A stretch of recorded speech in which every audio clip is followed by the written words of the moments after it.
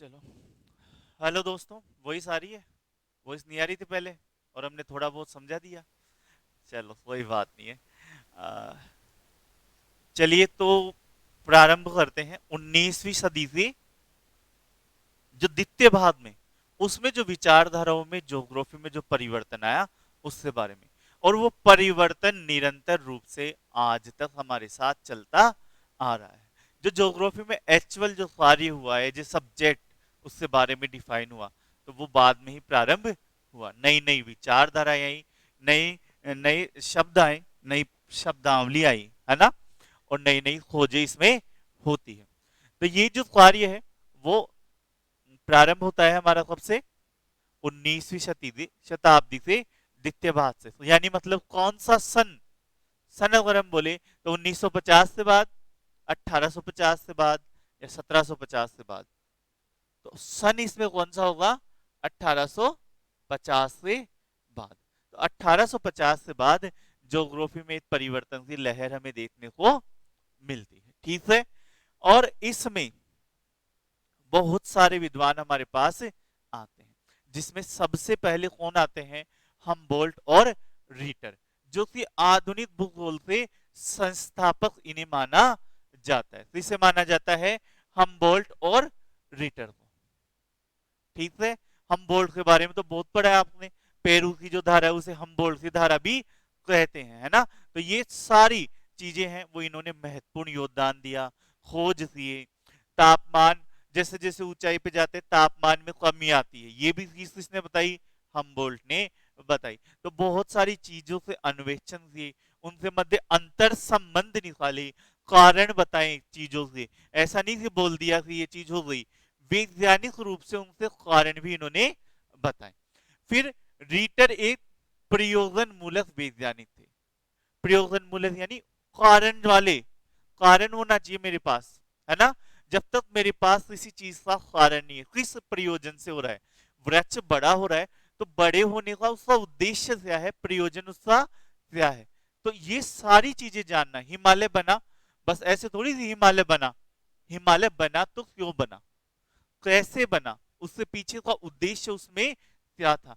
तो जब इस तरह से हम सब्जेक्ट को देखने लग गए, तो उससे बाद उस नई नई विचारधाराएं उसमें आने लग गई, नई नई चीजें उसमें समाहित होने लग गई। रीटर के जो एक शिक्षक थे, जो एक फ्रेंच भूगोलवेता थे, उनका क्या नाम था? एल सी रेकुलस, है ना।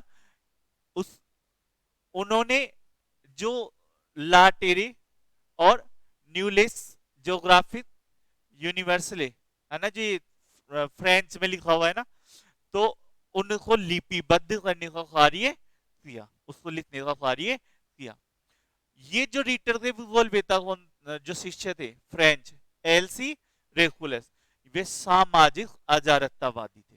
सामाजिक अजारततावादी यानी समाज में ज्यादा वो विश्वास नहीं करते थे, ठीक है।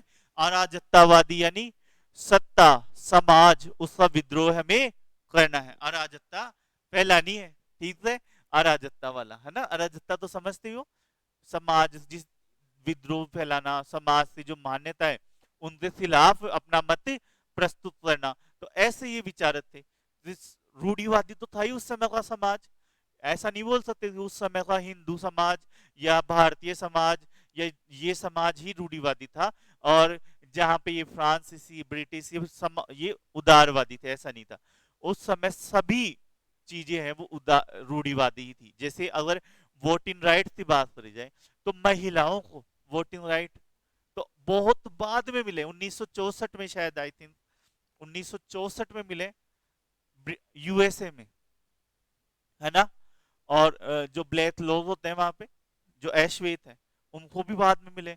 जबकि भारत में तो 1948 में जब भारत आजाद हुआ, तभी से भारत में वोटिंग राइट है, ठीक है। तो ये रूढ़िवादी सोच के खिलाफ इन्होंने आवाज उठाई थी, क्योंकि ये कारण पे बात करते हैं, ठीक है। ये हो रहा है तो क्यों हो रहा है, ठीक है। तो वो चीजें साम बनी जाते हैं। भूगोल में मानवीय पक्ष से समर्थक थे। भूगोल में मानव को भी लाओ, और लाना जरूरी है, क्योंकि भूगोल की परिभाषाओं में अब यहाँ पे अंतर आना प्रारंभ हो चुका है। भूगोल जो हमने पढ़ा था क्या, पृथ्वी का अध्ययन, है ना, जियो प्लस ग्राफी यानी पृथ्वी का अध्ययन। अब वो सिर्फ पृथ्वी का अध्ययन नहीं रह जाता, है ना, यहां से अब हम भूगोल जो पढ़ेंगे, यानी 19वीं शताब्दी से द्वितीय ग्राफ से बाद में जब हम भूगोल पढ़ेंगे तो वो भूगोल क्या कहलाता है, मानव निवास के रूप में पृथ्वी का अध्ययन। सभी भूगोल वेताओं का ज्यादा से ज्यादा यह मत रहता है कि भूगोल में मानव को भी शामिल करना चाहिए। मानव का उन चीजों से क्या प्रभाव पड़ता है, मानव किस तरह से प्रभावित होता है, साथ ही साथ मानव किस तरह से प्रकृति को प्रभावित कर रहा है।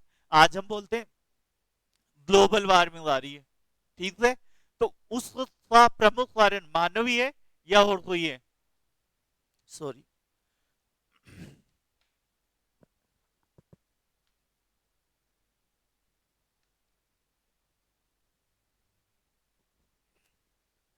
ग्लोबल वार्मिंग का प्रमुख कारण कौन है? मानव है।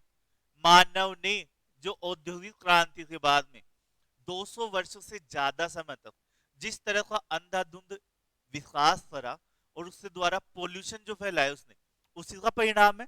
मानव भी निश्चित रूप से प्रकृति को प्रभावित कर रहा है, ठीक है।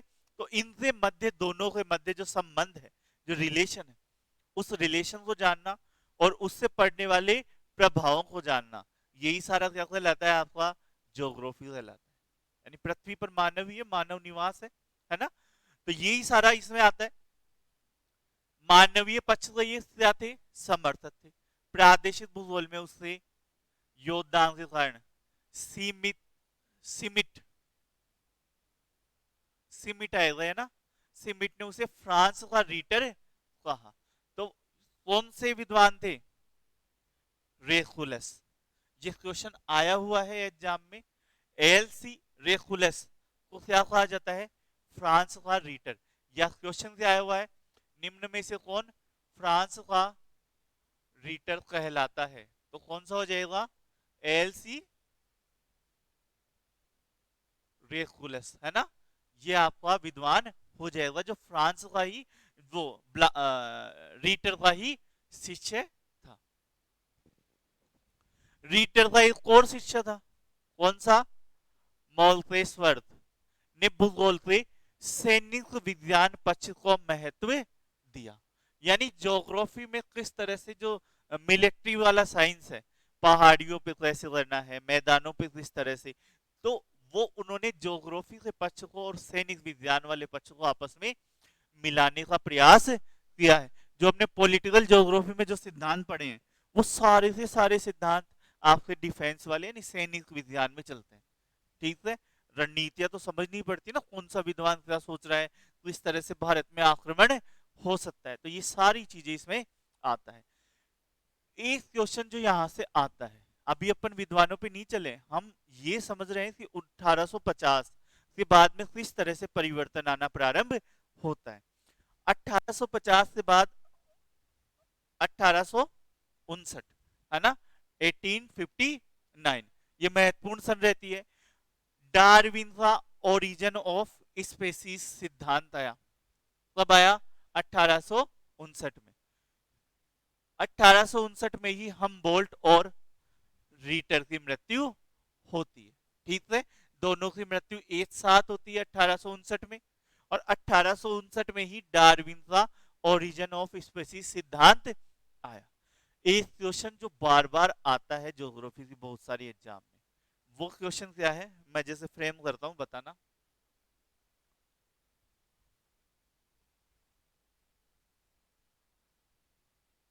1859 का वर्ष भूगोल में महत्वपूर्ण है, क्योंकि,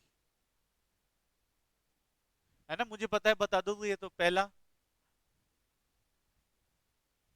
ओरिजिन ऑफ स्पेसीज का सिद्धांत, है ना,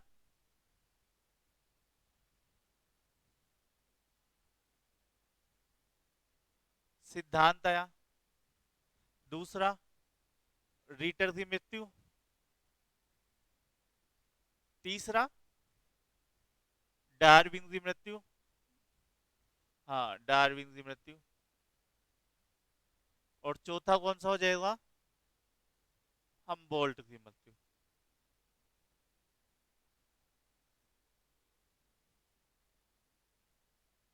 महत्वपूर्ण क्यों नहीं है, ऐसे कर लेते हैं, क्यों नहीं है? तो इन चारों में से कौन सा हो जाएगा? डार्विन की मृत्यु, है ना? क्योंकि डार्विन की मृत्यु तो बाद में हुई थी। ठीक है, डार्विन, आर्थ है, ये सारी चीजें।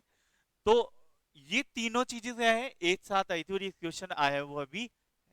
अब अपन ऐसे ही पढ़ेंगे क्योंकि बहुत सारे क्वेश्चन आएंगे। ये आधुनिक मानववाद भूगोलवेता है। आधुनिक जो भूगोलवेता है, यहाँ से ही आपसे ज्यादातर प्रश्न बनते हैं, थ्योरियों से, इनसे, है ना? तो हमें सबको एक एक को अच्छे से समझते हुए चलना है। यहां तक समझ में आ गया? नेक्स्ट आ जाता है, उससे बाद में जर्मनी के एक और विद्वान आते हैं जिनका क्या नाम है, रेडजेल। और रेडजेल ने एंथ्रोपोजियोग्राफी ये पुस्तक लिखी, है ना? नरजातीय विज्ञान ऐसा कुछ है। और इसमें ये बोलते हैं कि समान परिस्थितियों में जीवन का स्वरूप समान विकसित होता है। यानी समान परिस्थितियां हैं। समान परिस्थितियों से यहाँ पे क्या मतलब है? मौसम की समान दशाएं, धरातल की समान दशाएं, आर्थिक रूप से समान दशाएं, संसाधन के रूप में समान दशाएं। ऐसा थोड़ी है जैसे जयपुर है, जयपुर सिटी है, जयपुर सिटी में तो अंबानी जैसे अमीर आदमी है ना, उससे बच्चे हैं। और एक वहीं पे जो स्लम एरिया है वहां पे रहने वाले बच्चे हैं। दोनों क्या समान रूप से रह सकते हैं क्या? समान सोच सकते हैं क्या? नहीं सोच सकते। तो जीवन की दशाएं समान होगी क्या? नहीं हो सकती। वहां पे तो सारी चीजें समान है ना, पर एक ही चीज में अंतर है। कौन सी में? आर्थिक दशा। ठीक है। तो अपनी सोच, अपना विकास, मानव की उन्नति और समाज, ये सारी चीजें अलग अलग परिस्थितियों में अलग अलग होती है। ठीक है। जैसे अगर मैं बात करूं, वहां पर उष्णकटिबंधीय क्षेत्रों में रहने वाले लोग अलग तरह से सोचते हैं, अलग तरह से उनका जीवन यापन होता है। अगर मैं बात करूं शीत कटिबंध में रहने वाले लोग, तो वह अलग तरह से सोचते हैं। सबका जीवन, सोचने का प्रकार क्या रहता है, अलग अलग प्रकार से रहता है। तो यही बात है, वो आपके रेड जेल बताते हैं। रेड जेल ने लेबेंसरॉम की संकल्पना भी दी, जीव समान स्थान की अवधारणा दी, जो डार्विन के विचारों से क्या था, प्रभावित था। ये विचारधारा बाद में पढ़ेंगे, है ना? डार्विन के बाद प्रभाव के काल को जियोलॉजिस्टिकेशन का काल कहा जाता है। ठीक है। और W M Davis, William Morris Davis ने जियोग्राफिक साइकिल की अवधारणा दी। उसने व्यक्त किया कि भू आकारों का विकास भी जीव विज्ञान विकास के तुल्य ही होता है। यानी वो आकृतियां भी ऐसे ही बनती है जैसे जीवन का निर्माण, युवावस्था, तरुणावस्था, प्रौढ़ावस्था, वृद्धावस्था। तो इसने भी इसमें मानव को ला दिया। ठीक है। तो जो फिजिकल फीचर्स, है ना, जो भौतिक भूगोल जो कि मानव से अछूता था, मानव का उसमें कुछ भी लेना देना नहीं था, डार्विन में उसने मानव की जैसे विकास की अवस्थाएं होती है, जीव के विकास की अवस्थाएं होती है, वो सारी अवस्थाएं उसमें ला दी। फिर सिर्फ नदी द्वारा ही नहीं, फिर अलग अलग में, सब में ये अवस्थाएं हमें देखने को मिलती है, शुष्क प्रदेशों में पवन द्वारा, है ना? तो ये सारा इसमें हमें देखने को मिलता है। ये कब सारी चीजें कब होती है? 1850 से बाद में। रेड जेल के एक और शिष्य थे जिसका नाम क्या था? सैम्पल या सैंपल, है ना? Ellen Churchill Semple. ये महिला थी, पुरुष थे? सबसे बड़ी समस्या तो यही रहती है बच्चों में, ये महिला थी, है ना? तो एक क्वेश्चन आया था एक बार, ये अमरीकी मूल की महिला थी या ऐसे कुछ, तो सबने गलत कर दिया, क्योंकि सैंपल को तो हम पुरुष से समझते हैं, क्योंकि आज तक तो हमने एक भी महिला का नाम पढ़ा नहीं, तो सब विद्वानों को हम क्या समझते हैं? पुरुष ही समझते हैं। लेकिन ये क्या थी? महिला थी। ठीक है। इन्होंने अपनी पुस्तक इन्फ्लुएंसेस ऑफ ज्योग्राफिकल एनवायरनमेंट, सबसे महत्वपूर्ण है, बहुत बार ये पूछी जाती है। में व्यक्त किया मनुष्य पृथ्वी तल की उपज। मनुष्य क्या है? पृथ्वी तल की उपज। वातावरणीय नियतिवाद विचारधारा के विरुद्ध संभववादी विचारधारा का उदय होता है। वो 1850 से पहले या उस समय जो विचारधारा कौन सी चल रही थी? वातावरणीय नियतिवाद। तो ये तो पढ़ाया हुआ है, नियतिवाद, संभववाद, नवनियतिवाद, ये तो सारी चीजें बताई हुई है। तो बोला भी था मैंने पहली क्लास में, ये सारा पढ़ लेना, दोबारा से सुन लेना वीडियो जो भी है ना। तो वातावरणीय नियतिवाद जो विचारधारा है, इसमें क्या बोलते हैं? वातावरण में नियतिवाद, ये बोलते हैं पर्यावरण ही सब कुछ है। यहाँ पे दो चीजों में संघर्ष चल रहा है, एक साथ में पर्यावरण है, एक साथ में मानव है। जब हम बात करते हैं वातावरणीय नियतिवाद, तो वहां पे पर्यावरण ही सब कुछ है, वो ही डोमिनेट करेगा, और मानव क्या हो जाता है? गौण हो जाता है, वहां पे छोटा हो जाता है। जैसे जैसे प्रकृति चलाएगी वैसे वैसे मानव को चलना पड़ेगा।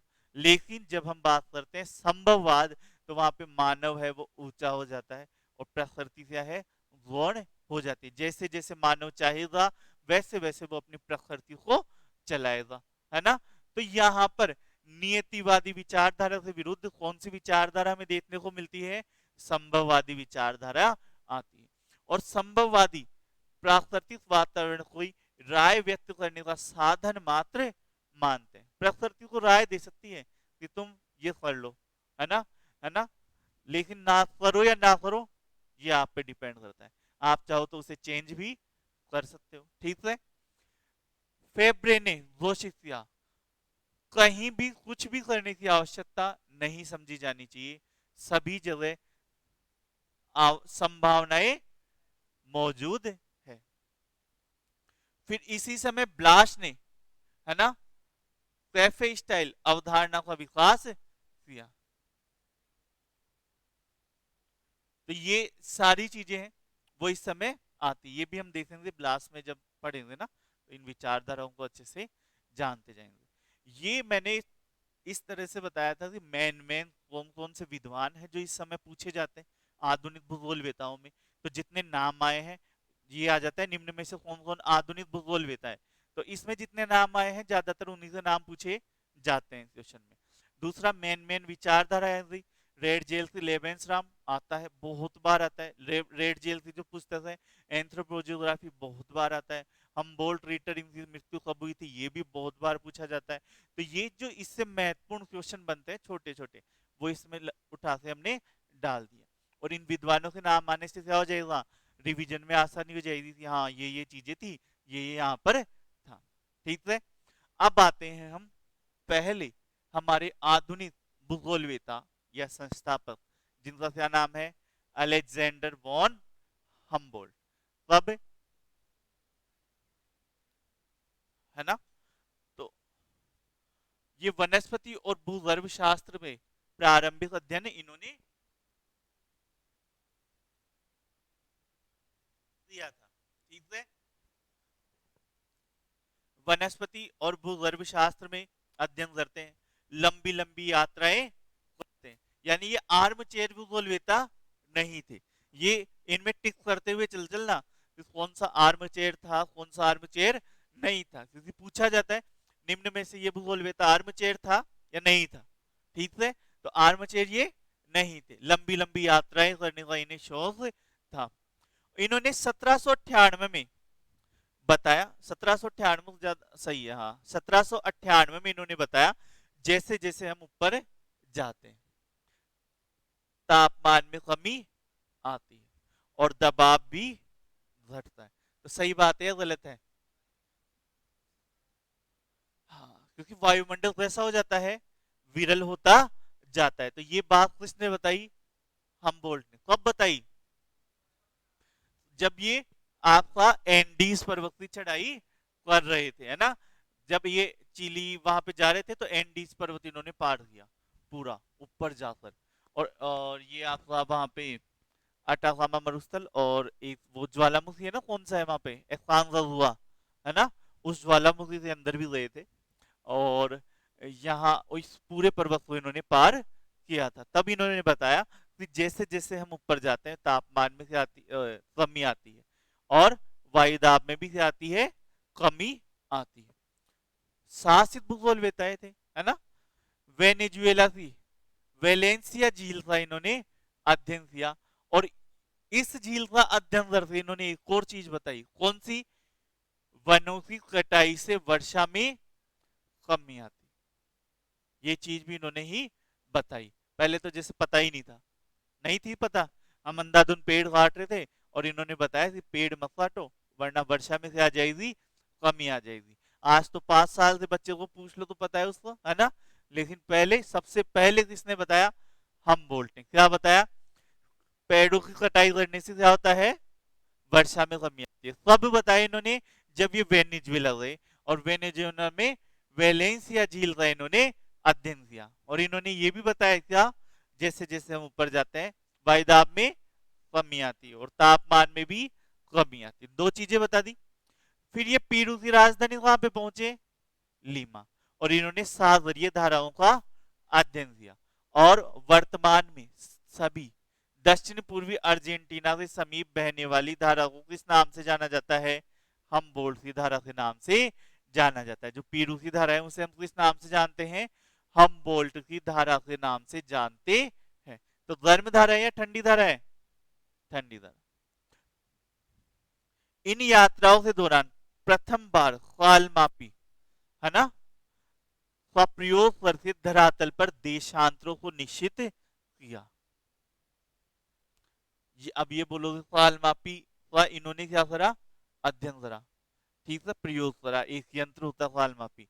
और क्योंकि हमें पता है कि एक देशांतर से दूसरे देशांतर के बीच में इतना अंतर होने वाला है, क्योंकि 360 में तो हमने बांट ही लिया था, है ना, यहाँ तक आते आते।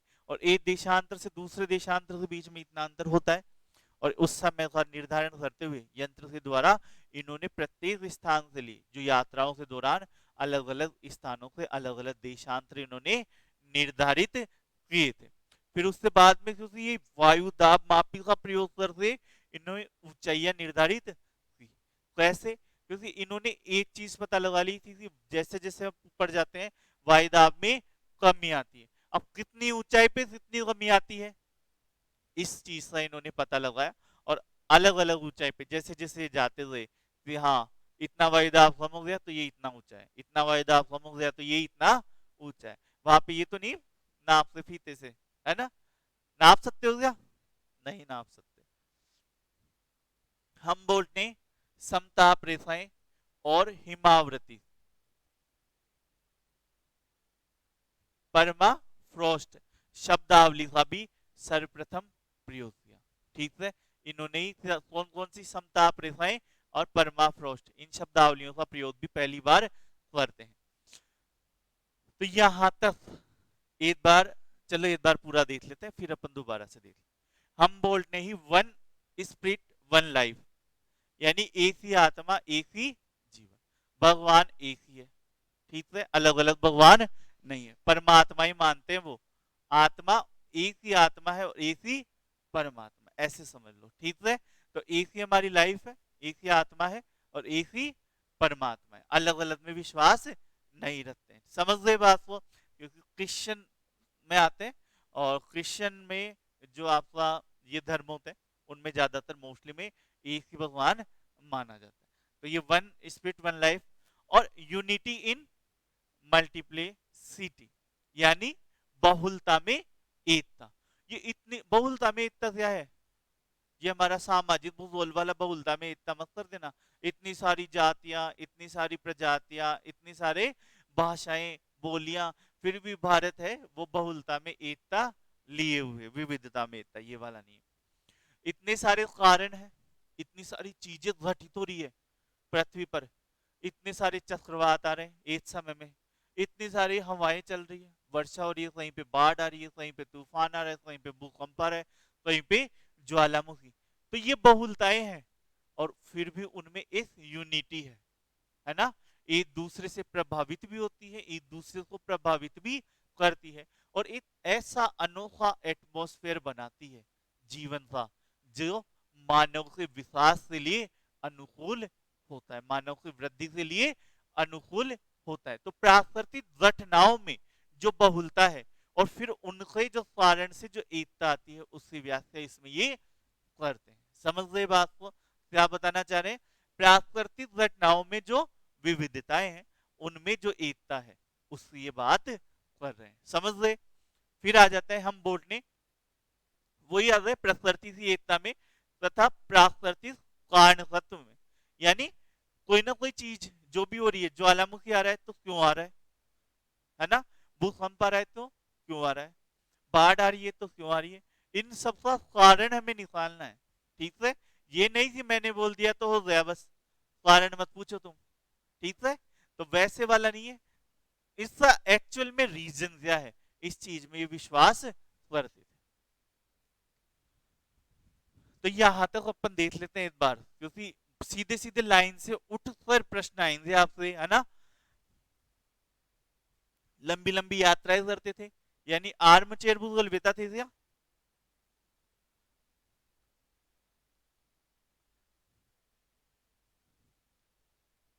भूगोल वेता नहीं थे। ठीक है? 1798 में इन्होंने बताया जैसे जैसे हम ऊपर जाते हैं तापमान में कमी आती है एवं दाब भी घटता है। फिर इन्होंने एक और स्टेटमेंट दिया, वेनेजुएला से वेलेंसिया झील का अध्ययन कर बताया कि वनों की कटाई से वर्षा में कमी आती है। फिर उन्होंने पेरू की राजधानी पहुंचे और वहां की जो जलधारा है उसे, पेरू की जो धारा है उसे हम इस नाम से जानते हैं, हम बोल्ट की धारा से। फिर उन्होंने काल मापी से द्वारा पहली बार प्रयोग कर देशांतर रेखाएं निर्धारित करी और साथ ही वायुदाब मापी की सहायता से ऊंचाई का निर्धारण किया। फिर उन्होंने समताप रेखाएं पहली बार इन्होंने शब्द यूज करा और हिमावृत शब्दावली इन्होंने दी, वन स्पिरिट वन लाइफ और यूनिटी इन मल्टीप्लिटी सिटी ये दिया। और प्रकृति की एकता और प्राकृतिक कारण तत्व में इन्होंने विश्वास रखते थे। तो यहां तक हमने हम बोल्ट पढ़ा। अब नेक्स्ट कौन सा पढ़ेंगे? हम बोल्ट की जो पुस्तक है, तो कौन सी पुस्तक है हम बोल्ट की? राइनलैंड बेसिन 1789 में। राइनलैंड कहां पर? जर्मनी।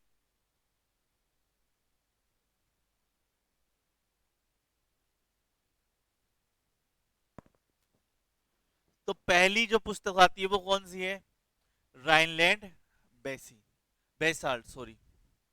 फिर आता है प्रकृति दिव्य दर्शन। फिर आता है दोनों गोलार्धों की चट्टानों की विशिष्ट स्थिति पर भूवैज्ञानिक लेख। और मध्य एशिया, ये दो खंडों में लिखा फ्रांसीसी भाषा में। मध्य एशिया, दोनों गोलार्धों की चट्टानों की विशिष्ट स्थिति पर भूवैज्ञानिक, क्योंकि ये उत्तरी गोलार्ध में तो ये रही, दक्षिणी गोलार्ध में भी इन्होंने बहुत सारी यात्राएं की थी, तो दोनों की चट्टानों के बारे में इन्होंने लेख लिखा। प्रकृति दिव्य दर्शन, जो इनकी यात्राएं जो इन्होंने की थी उसके बारे में। और राइनलैंड बेसाल्ट, तो चार तो ये हो गई। फिर उसके बाद में आता है भूमध्य रेखीय प्रदेशों का वर्णन इन्होंने किया। दक्षिणी अमेरिका के मूल वंशज, वहां की जो प्रजातियां हैं, जनजातियां, उनके बारे में लिखा। मैक्सिको तथा क्यूबा का प्रादेशिक वर्णन। और जो सबसे ज्यादा बार पूछी जाती है इनकी किताब वो कौन सा है? कॉस्मोस। ये 5 खंडों में इन्होंने 1845 से 1862 के बीच में इन्होंने लिखी। ठीक है? तो हमारे पास टोटल 8 किताबें आती है। पहली कौन सी है? Rhineland basalt. दूसरा प्राकृतिक दिग्दर्शन। तीसरा है दोनों गोलार्धों की चट्टानों की विशिष्ट स्थिति पर भूवैज्ञानिक लेख। चौथा है मध्य एशिया, है ना, ये 2 खंडों में फ्रांसीसी भाषा में लिखा। पांचवा आ जाता है भूमध्य रेखीय प्रदेशों का वर्णन। छठा आता है दक्षिणी अमेरिका के मूल वंशज। सातवां आता है मैक्सिको तथा क्यूबा का प्रादेशिक वर्णन। और आठवां आता है कॉस्मोस। समझ गए अच्छे से? ये सारी चीजें अच्छे से समझ में आई या नहीं आई? आ गई ना? चलो ऑनलाइन वाले बच्चे वहां पे रहते हो सारे सारे ही।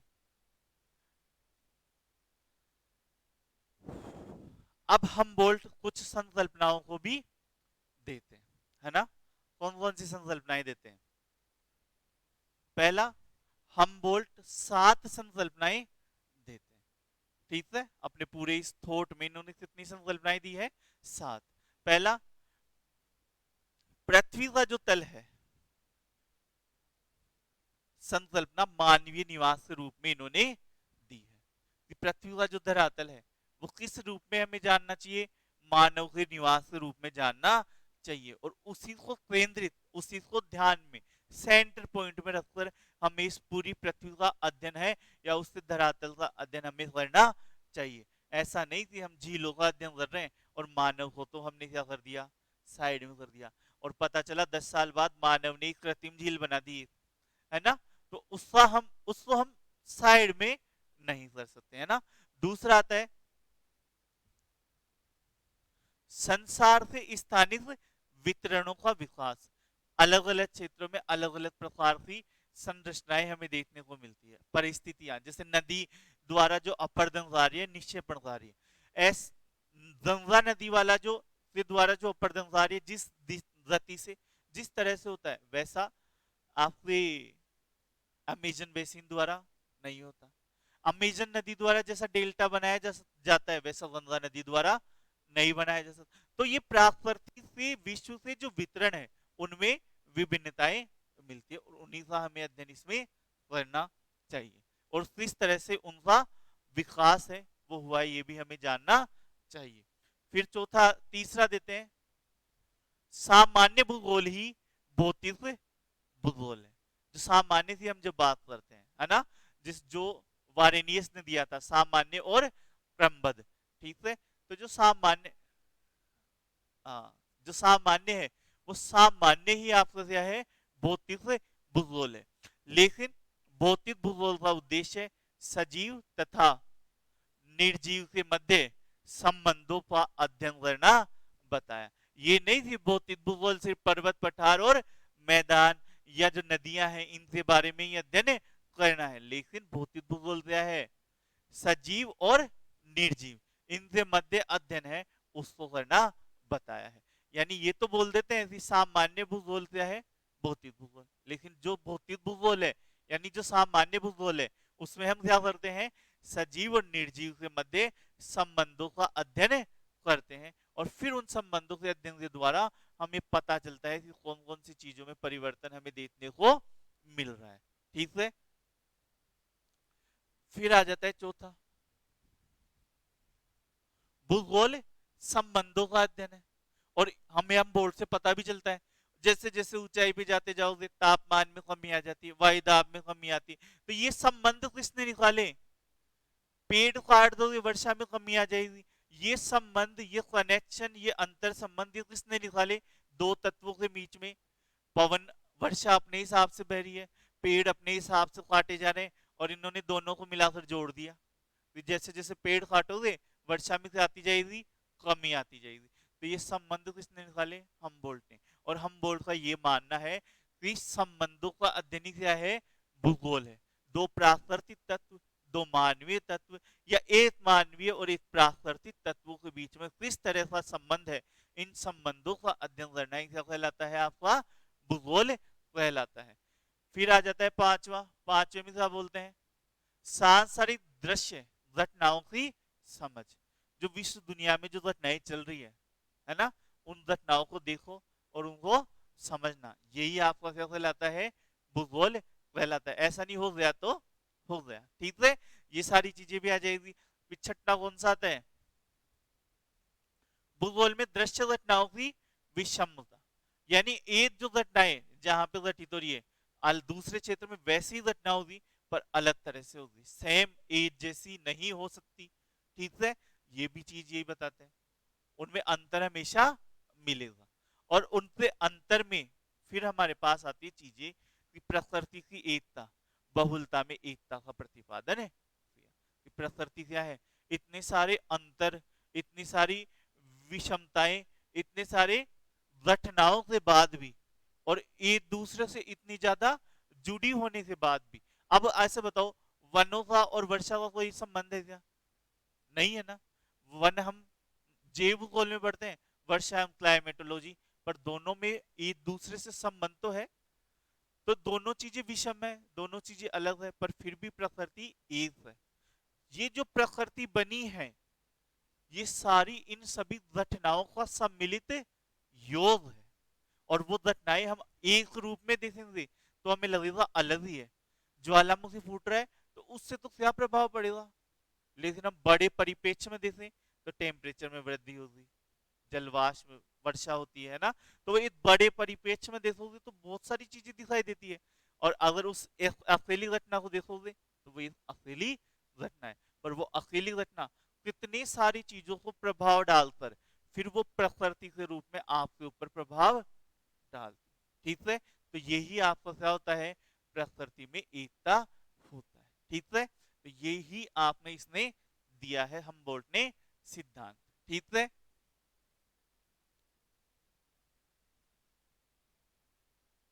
तो हमबोल्ट की जो संकल्पनाएं हैं, किताबें देख लो एक बार, देख लिए थे ना 2 बार किताबें तो। 7 संकल्पनाएं दी। पृथ्वी तल की संकल्पना मानवीय निवास के रूप में, संसार से स्थानिक विवरणों का विकास, सामान्य भूगोली भौतिक भूगोल है, और भौतिक भूगोल का उद्देश्य सजीव और निर्जीव के मध्य संबंधों का अध्ययन करना है। भूगोल संबंधों का अध्ययन है।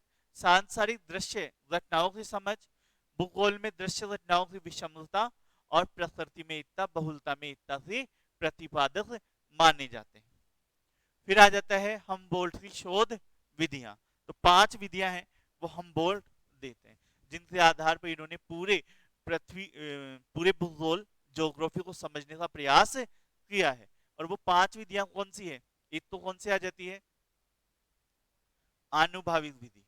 ठीक है, प्रक्षेपण किया, परीक्षण किया, के द्वारा प्राप्त ज्ञान करना, जिसमें यंत्रों का विकास करना, उनका ज्ञान करना, प्रयोग करना, ये सारी चीजें इसमें आती है। जैसे इन्होंने वायुदाब मापी का प्रयोग किया है ना, प्रक्षेपण किए, उनसे अनुभव प्राप्त किए, और फिर उन्हें लगा कि हाँ इतनी ऊंचाई पर जाने पे इतना वायुदाब क्या हो जाता है, कम हो जाता है। तो ये इन्होंने किया, हम बोल्ट ने किया, और किसने किया, हम बोल्ट ने, है ना। ये प्रयास किए तो अनुभव प्राप्त किया, और अनुभव घटनाओं से सीधे प्रेक्षण से प्रयोग करने से प्राप्त होते हैं। ठीक है, फिर तीसरा क्रमबद्ध विधि। क्रमबद्ध विधि यानी अध्ययन में वर्गीकरण को महत्व देना, क्रम से चलना, ऐसा नहीं कि सिस्टम से ना चले अलग अलग। जैसे भौतिक भूगोल, तो भौतिक भूगोल से अलग अलग ब्रांचेज उन्होंने बनाई। तो जो भी अध्ययन करो क्रम से करो, उसको बराबर भागों में बांट कर और सबके बारे में डीप अध्ययन करो, और उनके मध्य संबंध स्थापित करने का भी प्रयास करो। ठीक है, फिर आ जाता है कौन सा, तुलनात्मक विधि। तो जो दृश्य घटनाएं आपको दिख रही है, वर्षा हो रही है, तापमान तेज है, लू चल रही है, जो घटनाएं हो रही है उनके प्रेक्षण लो, है ना, किस वजह से चल रही है, उनसे क्या लो, डाटा लो। ठीक है, और उसके बाद में उदाहरण और तथ्यों की तुलना करके निष्कर्ष निकालना। ठीक है, ये तो रिसर्च में पढ़ाया था ना अच्छे से। तो ये वाला तुलनात्मक विधि में आता है। फिर जो घटनाएं हैं उनसे डाटा लेकर, जो हमारे पास पहले से जो डाटा है उनसे तुलना करके हमें निष्कर्ष निकालना है। फिर आती है कौन सी, पूर्ण शुद्धता, यानी प्रत्येक प्रक्रिया में शुद्धता का अनुसरण करना है। जो प्राप्त होती है शुद्धता पूर्ण नहीं होती, लेकिन प्रयास करना है कि हम शुद्धता तक पहुंचे। और शुद्धता तक कब पहुंचते हैं, जब हम एक ही चीज को बार बार बार बार दोहराते हैं। जैसे विराट कोहली छक्का लगाता है ना, शॉट, तो बार बार उसने प्रैक्टिस करी तो वो कितना सुंदर लगता है ना। और एक हरभजन है वो लगाता है, तो ऐसा लगता है जैसे बस आ गई तो सही, नहीं तो विकेट कीपर पकड़ लेगा और तो वहां पे जाएगी, है ना। तो वो वाली चीज है, तो दोनों ही चीजों में अंतर है। रन तो उतने ही मिलने, पर प्रैक्टिस, तो शुद्धता कब आएगी उस चीज में, जब आप बार बार बार बार क्या करते हैं, प्रेक्षण लेते हैं, प्रयोग करते हैं, उनमें संबंध निकालने का प्रयास करते हैं। फिर कौन सी लेते हैं, मानचित्र विधि। इनसे आता है निम्न में से कौन सी विधि हम बोल्ट ने प्रयोग नहीं की थी। तो 5 प्रयोग में की थी, ये नाम ध्यान रख लेना, डिटेल नहीं पूछते, लेकिन 5 विधियां इन्होंने प्रयोग में ली थी। जो छठी अलग से नाम दिखाई देगा वही आपका आंसर हो जाएगा। तो मानचित्र विधि यानी मानचित्र एवं रेखा चित्रों द्वारा तथ्यों को प्रदर्शित करना। जैसे समताप रेखा इन्होंने सबसे पहले बनाई, तथ्य ही है ना। इन्होंने चित्र बनाया, देश बनाया और उसमें समताप रेखाएं बना दी। तो मानचित्र चित्रों द्वारा, रेखा चित्रों द्वारा जो तथ्य था तापमान वाला उसको प्रदर्शित इन्होंने किया। ऊंचाई वाला तथ्य मानचित्रों द्वारा इन्होंने प्रदर्शित किया। वायुदाब वाला तथ्य प्रदर्शित करने का प्रयास किया। तो मानचित्रावली विधि का भी इन्होंने प्रयोग किया था। आ गए समझ में पांचों विधियां अच्छे से। हमबोल्ट आनुभाविक विधि को अधिक महत्व देते थे। क्यों?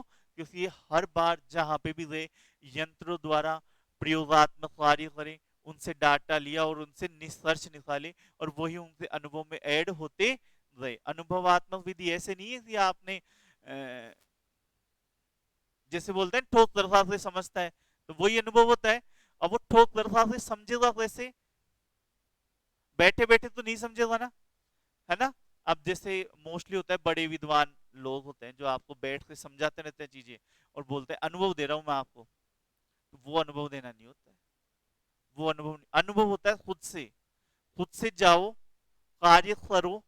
फिर जैसे चाय बनाना भी है, आपको मम्मी ने बता दिया चाय ऐसे बनाना है, अच्छी चाय बनेगी, मेरे अनुभव का यूज कर ले, है ना। तो वो मम्मी का अनुभव है, आपको अनुभव थोड़ी हुआ, नहीं हुआ ना।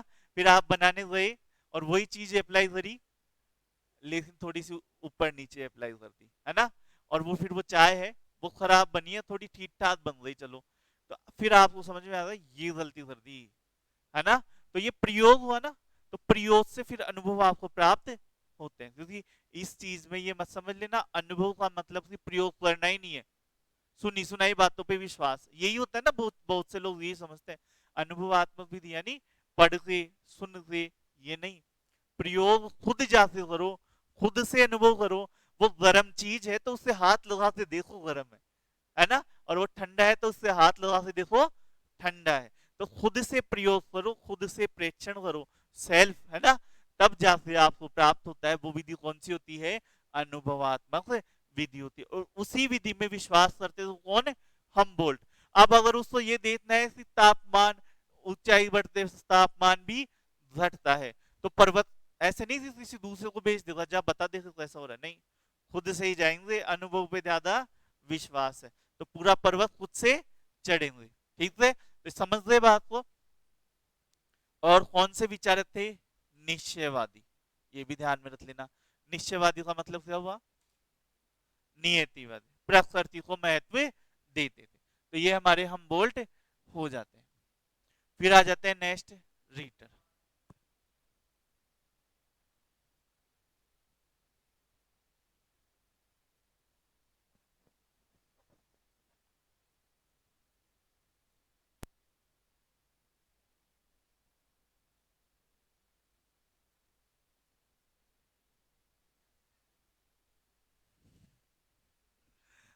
तो ये कौन से है? कार्ल रीटर है। और रीटर भी हमारे बहुत फेमस है, लेकिन थोड़े से 10 साल छोटे हैं। लेकिन इन दोनों दोनों की मृत्यु एक ही सन में हुई थी। और तीसरा कौन सा आया था? डार्विन वाला, है ना। तो चलो नेक्स्ट पे आ जाते हैं। ग्रंथ इन्होंने कौन कौन से दिए? सीधे इनसे ग्रंथों से ही बहुत से क्वेश्चन आते हैं। तो यूरोप का भौगोलिक, ऐतिहासिक तथा सांस्कृतिक चित्रण। आर्म चेयर भूगोल वेता थे या नहीं थे? रीटर, रीटर नहीं थे, थे। पर ये आर्म चेयर भूगोल वेताओं का विरोध करते थे कि भूगोल वेता आर्म चेयर नहीं होने चाहिए, है ना। लास्ट वाली लाइन पढ़ लो नोट्स की, रीटर के बारे में लास्ट। हाँ, थे। और लास्ट वाली लाइन पढ़ो।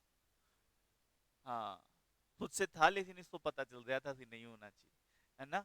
ये विरोधी भी थे। यूरोप के प्राकृतिक संसाधनों के 6 मानचित्र इन्होंने बनाए। यूरोप के भूगोल का दूसरा खंड इन्होंने लिखा। और काला सा तथा कैस्पियन सागर के मध्यवर्ती क्षेत्रों का, प्रदेशों का मानव स्थानांतरण किस तरह से होता है, ये भी इन्होंने बताया। इनका जो भौगोलिक ग्रंथ है कौन सा? अर्धकुंडे बहुत ही फेमस है, ठीक है, और इसी से ज्यादातर क्वेश्चन आपसे पूछे जाते हैं। ये वेरी मोस्ट है, याद रख लेना। प्रथम खंड में अफ्रीका है, द्वितीय खंड में एशिया है, 6 खंडों में 2000 पृष्ठ और 19 ग्रंथों का प्रकाशन 59 में हुआ था अलग अलग, ठीक है। रीटर की विचारधारा हम बोल से प्रभावित हुई, परंतु दोनों के मध्य पर्याप्त अंतर पाया जाता है। तो हम बोल जहां निश्चयवादी थे, वहीं हम रीटर क्या थे, विकासवादी रहे हमेशा, है ना, कि विचारधारा में क्या नहीं आनी चाहिए, स्थिरता नहीं होनी चाहिए, विकास उसमें होना नहीं चाहिए। रीटर पर्यावरणीय निश्चयवादी को मानते थे, और रीटर का भूगोल मानव केंद्रित था। तो धीरे धीरे हमें मानव केंद्रित भूगोल वाले ही मिलेंगे ज्यादातर। संपूर्ण की संकल्पना केवल प्रकृति या मानवीय पक्ष भूगोल का निर्माण नहीं कर सकता, अतः संपूर्णता के लिए विभिन्न सत्यों का संयोजन आवश्यक है। अब ये संकल्पना क्या है, ये जो मैं स्टार्टिंग से बोल रहा हूं वही है। ना ही तो ज्योग्राफी ये है कि भौतिक भूगोल है या प्राकृतिक भूगोल है, ना ही ज्योग्राफी ये है कि मानव वाला है। ज्योग्राफी दोनों का सम्मिलित रूप है, और तभी आपका संपूर्ण बनेगा। यही तो बोल रहे हैं ना कि केवल प्राकृतिक तथ्य और मानवीय पक्ष भूगोल का निर्माण नहीं कर सकता, अतः संपूर्णता के लिए विभिन्न शक्तियों को आपस में जुड़ना पड़ेगा, तभी आपका भूगोल संपूर्ण होगा, ठीक है। ये क्षेत्रीय संबंध का सिद्धांत इन्होंने दिया। क्षेत्रीय संबंध यानी ये क्षेत्र में से दूसरे क्षेत्रों में किस तरह का संबंध पाया जाता है। हाँ, वही ईश्वर उद्देश्यवादी विचारधारा इन्होंने दी। ईश्वर की जो मर्जी है जो करे वो करे, यानी जो ईश्वरीय विचारधारा है ना, लास्ट में जाके जो भगवान चाहेगा वैसा ही होगा। जब किसी चीज का कारण नहीं मिले तो ईश्वर पे डाल दो। प्रादेशिक अध्ययन के लिए रीटर ने लैंडर कुंडे शब्द का प्रयोग किया। तो प्रादेशिक अध्ययन के लिए जो क्षेत्र है उनके लिए सबने अलग अलग शब्द दिए हैं, लेबेंसरोम, लैंडर कुंडे, पेज, है ना, पेज किसने दिया था, ब्लास्ट ने दिया था, ठीक है। तो इन शब्दों को भी अच्छे से याद में रखना, जिसका अर्थ होता है प्राकृतिक प्रदेश, ठीक है। रीटर आर्म चेयर भूगोलवेता का विरोधी था। क्या था, विरोधी था। आर्म चेयर भूगोलवेताओं से विरोधी हमेशा रहे हैं। तो यहां तक हमारे हो जाते हैं रीटर के विचार। अब रीटर एक्चुअल में क्या था ये हमें पता चलेगा जब हम अर्धकुंडे को अच्छे से जानेंगे, उनके विचारों को तब हम अच्छे से जान पाएंगे। तो कल अर्धकुंडे से आगे वाला जो चैप्टर है वो हम कल पढ़ेंगे। और कोई भी डाउट हो, कोई भी एरर हो तो आप मुझे बता देना चैट बॉक्स में, ठीक है दोस्तों। धन्यवाद। आवाज